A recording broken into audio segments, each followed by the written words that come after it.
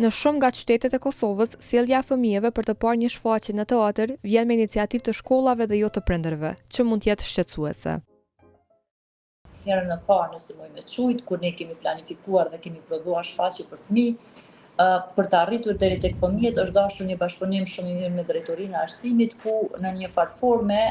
kemi obliguar drejtorat e shkollave fillore që të sillin fëmijët në teatr. Pas atij momenti, pasi të gjithë fëmijët llapjan kanë qenë dhe kanë parë shfaqjen, nuk ka qenë asnjë moment i vështirë që fëmijët e qytetit Podujevës të vinë dhe të shohin teatr, për shkak se janë dashur shumë të kënaqur me punën e teatrit. Dhe kjo ka rezultuar që mandej edhe prindrit vetvetiu të sjellin fëmijët në reprizat që ne kemi shfaqur për brenda teatrit. Në bashkëpunim me shkolla për arsye se ne i ftojmë drejtorët e shkollave, ata i organizojnë zonësa dhe i sjellin në teatr. Kam kërkesa të shumta edhe nga prindrit, po ata i kërkojnë që zakonisht shfaqjet të organizohen ditëve të vikendit, për arsye se siç e dim, prindërit ata janë për punë dhe gjatë orarit punës jo mungon koha për të sjellë fëmijët në teatr. Disa nga të parët e teatrove të Kosovës vendosën në pa edhe një fenomen tjetër shqetësues, që është mungesa e shfaqjeve për një grup moshë tjetër, ajo e fëmijëve nga 12 e 14 vjet deri në 18 e 21 vjet. Një diçka që gjithashtu mungon janë mosha 12 deri në 16 vjeçare, për shembull, që as nuk hin te fëmijët as të rriturit, janë para adoleshencës dhe adoleshenca, edhe për ta duhet jetë një lloj tjetër teatri, por që fatkeqësisht ende s'po mrim me konsolidu punën tonë që me prodhu edhe shfaqje për këto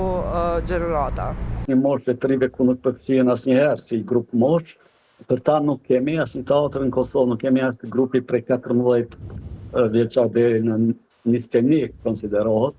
Dhe për këtë kategori kemi shumë pak ose mos të mas pak. Mirë po për të qenë stabili, komplet këto, që të kemi shfaqje gjithnjë të fëmijëve dhe të rive, duhet patjetër që teatrot e qyteteve të kenë edhe sektorin për fëmijë dhe të ri, ku ne duhet të bëjmë rrisni ose kërkesa të ndryshme që sa më shpejt bëhet edhe sektori për të ri dhe fëmijë, ku do të angazhohet një udhëhec i atij sektori dhe pastaj ata do të bëjnë hulumtimin e nevojave edhe të ideve të reja, edhe të dramave të rive dhe të ne në bazë të këtyre hulumtimeve të kemi edhe drama të shkruar enkas për këtë grup mosha. Me të gjitha premierat dhe reprizat që teatrët kosovari ja dalin të sjellin dhe me të gjitha problemet me të cilat hasin, mungesa e shfaqjeve për këtë grup moshë dhe mungesa e iniciativës nga ana e prindërve shihet si një zbrazëtie e madhe.